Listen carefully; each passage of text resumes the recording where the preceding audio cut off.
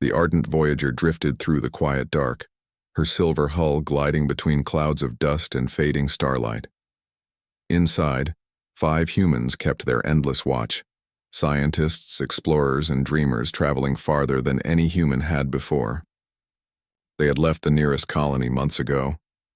The mission was simple: to map the edge of known space and search for traces of the old worlds, those that had fallen silent long before the modern age of expansion.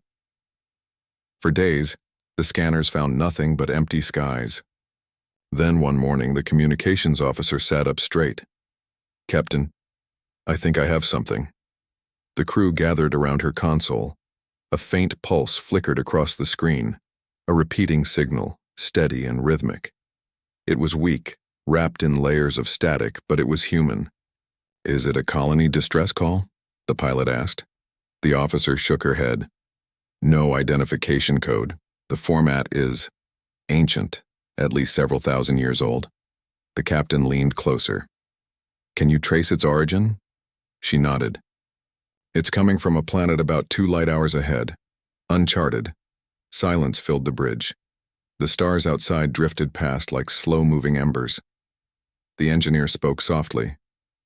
"After all this time, could it really be from humans?" The captain's voice was calm, but there was a quiet spark behind it. "Let's find out." As the Voyager approached the planet, the crew gathered in the viewing chamber. The world below was covered in thick gray clouds, broken by streaks of blue light flashing deep in the storms. There were faint signs of structures. On the surface, geometric shapes half buried under dust and ice. "It's lifeless," said the science officer, studying her scanner. "No active atmosphere, no power grids. But that signal, it's still transmitting." The captain stood behind her chair. "Prepare the landing shuttle." The descent was rough. The planet's winds howled against the hull and the clouds swallowed them whole. For a moment, the pilot could see only white light and shadows moving through the mist. Then, at last, the storm broke, and the ruins appeared. They landed on a wide plateau surrounded by towers of stone and metal. The structures were shaped like cathedrals and machines at once, smooth human lines mixed with sharp alien geometry. Snow drifted over everything, and the light from their suits cast long, soft shadows across the ruins. The engineer brushed snow from a nearby wall.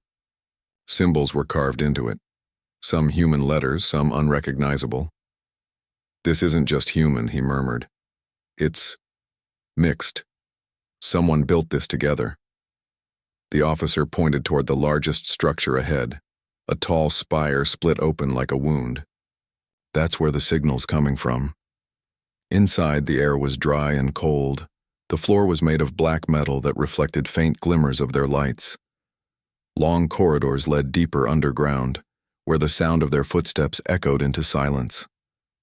Everywhere they went, they saw signs of 2 worlds. The curved edges of human construction fused with alien crystalline surfaces, as if both species had worked side by side. The captain ran a gloved hand along the wall. Whatever this place was, they built it to last. Deeper inside, they found a circular chamber.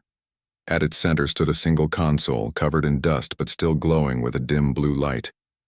The faint hum they had heard over the radio was louder here, vibrating softly in their bones.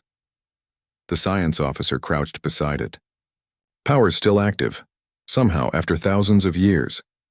The engineer connected a portable interface. After a few moments, the console flickered to life. Lines of text appeared on the screen, broken, incomplete. Then, through the static, a voice spoke. "We are still here." The words echoed softly in the chamber. No one moved. Even the captain seemed to forget to breathe. The pilot whispered, "Did you hear that?" The science officer nodded slowly. "It's human, very old, but the pronunciation is clear." The engineer stared at the console. "If the power's this old, there's no way anyone's alive down here. That message must have been repeating for millennia." The captain took a slow step forward. "Then why does it sound like it just started speaking?" They stayed for hours, studying the room, trying to decode more of the signal. The words "we are still here" repeated in a cycle, every 30 seconds. Each time, faint lights pulsed across the walls as if the room itself were breathing. As the crew moved about, systems seemed to respond. When the captain approached the console, the lights grew brighter. When the engineer touched a nearby panel, it hummed faintly, like something recognizing their presence. "Captain," the science officer said quietly, "this technology, it's sensing us. It's reacting to us." The pilot looked uneasy. "Do you think it's alive?" The captain smiled faintly. "No, just waiting." Hours passed, and the air in the chamber seemed to grow warmer. The walls shimmered with faint light, and dust began to fall from the ceiling as old systems woke again.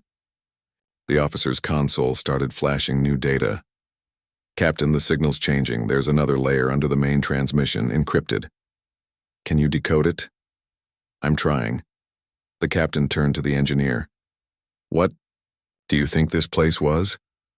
He looked around at the massive chamber, the strange mix of design, a collaboration, maybe a last attempt between humans and someone else. Maybe they were building something to preserve what was left. The captain nodded. "Then we owe it to them to understand it." They decided to rest before continuing. Outside, the storm had cleared, and the sky above was a dark silver filled with slow-moving clouds. The crew sat around a portable heater beside the shuttle. For a while, no one spoke. Finally, the pilot said, "Do you think this planet was one of the lost colonies?" "Maybe," the science officer replied. "But I think it was more than that. Look at what they built here. It feels like a message." The captain looked up at the faint stars. "Humans always tried to leave something behind. Even after we lost Earth, we built ships, outposts, stations, always searching, always leaving signs. Maybe this was one of those signs." The engineer smiled slightly. "A message from the past." The captain nodded. "A message that says we're still here." The next morning, they returned to the central chamber. The lights now filled the walls like flowing water. The hum was stronger, almost melodic. The officer worked the console again, fingers moving carefully across the ancient symbols. After a long silence, the display flickered. "I think I have it," she said. "The full message." The crew gathered around as the room dimmed. The console projected a soft image, a blue hologram shaped like a human figure. The face was blurry, but the tone was calm and steady. "To those who come after us," the voice said, echoing gently in the vast chamber. "We built this world as a memory and a promise. We worked with others. We shared what we could. We survived together. If you hear this, it means we are gone, but not forgotten." The crew stood still, listening. "We are still here," the voice repeated. "Not as bodies, but as echoes in what we built. The stars remember us." The captain's eyes softened. They left hope behind. The image flickered again. A new line of text appeared. The officer frowned. "Wait, there's one more segment." The console began to hum louder. The message shifted, translated slowly through the static. "They are coming back." The room fell silent again. The blue hologram faded, leaving only the quiet pulse of light in the walls. The pilot looked at the captain. "Who do you think they are?" The captain smiled faintly. "Maybe the ones who built this with them. Or maybe—" She glanced at the others. "Maybe it means us."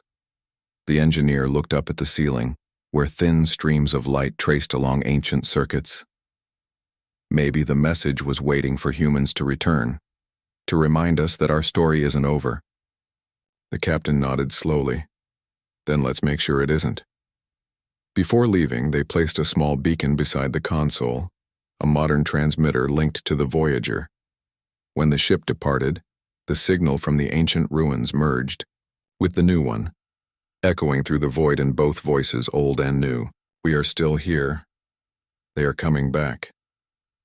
As the ardent Voyager rose through the pale clouds, the crew looked down one last time at the strange world below. The sun caught the towers and spires, lighting them in silver and gold. The captain stood at the viewing window, hands folded behind her back.